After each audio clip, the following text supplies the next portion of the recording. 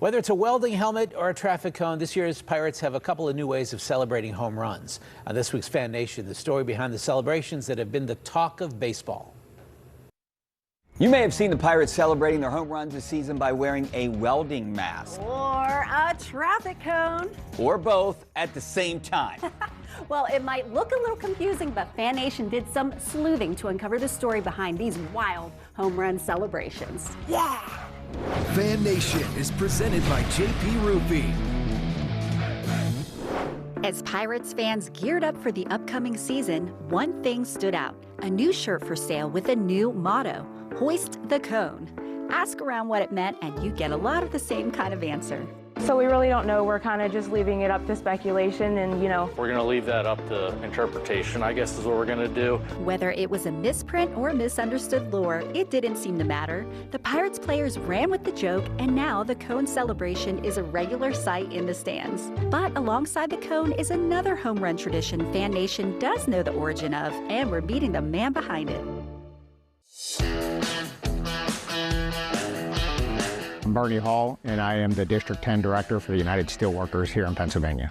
I've been a steelworker for 26 years. Growing up in and around Western Pennsylvania near the city, I've been a lifelong Pirates fan. I remember going back into the 90s, the early 90s, when they were on their run with Bond and Bonilla and Van Slyke and others. That's when the team really kind of captured me, and I've been following them ever since. Over the years, you meet different people, and then I got a call out of the blue from someone that I had met previously who now works for the Pirates. He had mentioned that the players had come up with an idea. They were trying to identify more with the city, and they wanted something authentic. And what's more authentic and kind of Pittsburgh-y than the steel mill or a steel worker? We talked about a number of different ideas, kept coming back to the welding hood. The players were really, fascinated with the thought of a steel worker hard hat with the welding hood. So we talked to some of our members who work in the steel mills here in the Mon Valley. A number of them generously donated their hard hats and some other things. They took it to the players and to the manager, Donnie Kelly, and they chose the hard hat with the welded hood on it. It's kind of their celebration now when they hit a home run. But what fans didn't know is that the Pirates had a few other options on the table, any one of which could have made this baseball season look very different.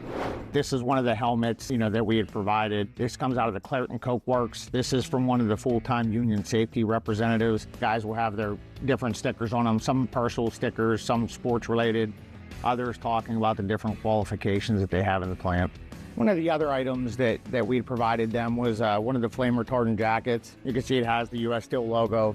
It was my understanding one of the things that the team talked about was maybe using this as a player of the game celebration in a locker room, that, they would kind of anoint the player of the game by putting their jacket on them. Again, kind of making that connection between the city's history. I think it's amazing to see the Pirates kind of embrace the city, the history of the city, and the workers here in and around the city. Well, the Pirates sure know how to turn a home run into a full-on fashion statement. For more Pittsburgh stories like this, tune in every Thursday at 6 p.m. on KDKA-TV News. And if you've got a Pittsburgh sports story and want to be featured, email us at fannation@kdka.com.